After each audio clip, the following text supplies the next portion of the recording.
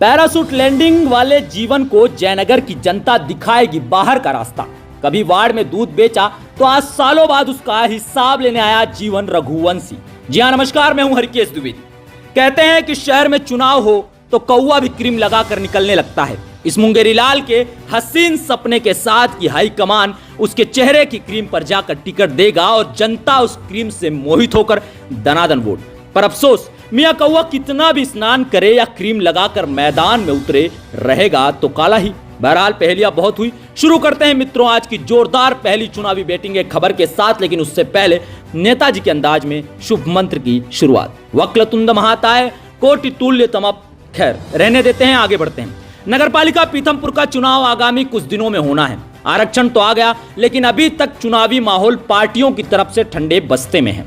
लेकिन कुछ ऐसा है, नेता जो पार्टी की गाइडलाइन से बाहर अपनी चुनावी छवि चमकाने में लगे हुए हैं, बिना सोचे विचारे कि भैया जहां पूछे नहीं घर की लुगाई, वोट देने आएगा कहां का भाई।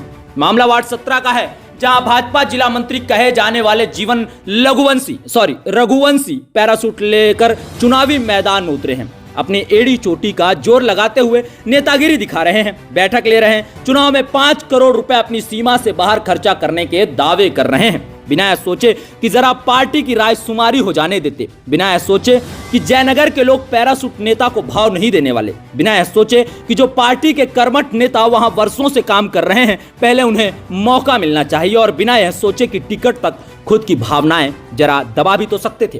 खैर, अभी ना तो चुनावी तारीख का ऐलान हुआ है, ना ही पार्टियों ने टिकट फाइनल किए हुए हैं। ऐसे में जनता को कोई मूर्ख बनाए, हम जरा चेहरे के नकाब को हटाते हैं और खोलते हैं पोल। आज से वर्षों पहले जयनगर में कभी दूध बेच रहा व्यक्ति आज चुनाव में 5 करोड़ खर्च करने को कैसे तैयार हो गया।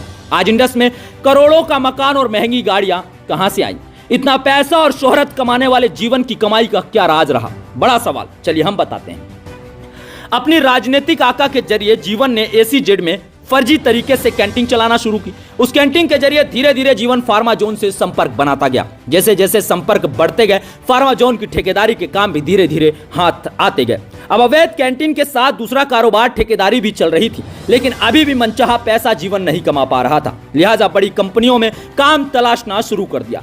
कथित तौर पर जिन कंपनियों ने काम दिया ठीक रहा, जिसने नहीं दिया उस कंपनी के एचआर और मैनेजर को बंधक बनाकर मरवाया और काम लिया। अवैध रेत मुरम के भी कई उल्टे कारोबार जीवन की कमाई के राज बने हुए हैं, ऐसा सूत्र बताते हैं। जीवन हमेशा अपनी छवि एक नेता के तौर पर बनाना चाहता था, लेकिन कारोबार सारे अवैध रहे, लिहाजा जीवन कभी नेता नहीं बन पाया। एक समझौते के तहत भाजपा के जिला मंत्री पद पर आसीन तो हो गए, लेकिन समझदारी इतनी नहीं कि पार्टी के शीर्ष नेतृत्व के बगैर कभी कोई काम नहीं किया जाता। फिर चुनाव लड़ने और टिकट पाने की जल्दबाजी जयनगर में हो रही बैठकों से साफ देखी जा सकती है। हाँ, कोई पत्रकार खबर लिखे तो कम उम्र के गुंडे भी जीवन ने पाल रखे हैं, जो पहले सोशल मीडिया पर बदनामी कर चरस बोएंगे और उससे नाकामयाब रहे तो धमकाएंगे। समझ नहीं आता कि जिले की इतनी बड़ी जिम्मेदारी पर ऐसा मूर्ख नेता कैसे सुसज्जित हो सकता है।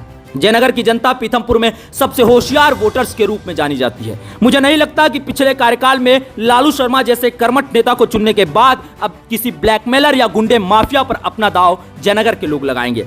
अगली कड़ी में और भी खुलासे होंगे और बताया जाएगा कि भैया चुनाव लड़ना है तो जनता से मिलो, विपक्ष से भिड़ो, पत्रकार से नहीं। पत्रकार का काम आलोचना करना है, वो उन्हें करने दो, हो सके तो खुद में सुधार करो या नजरअंदाज करो। हरिकेश द्विवेदी की रिपोर्ट।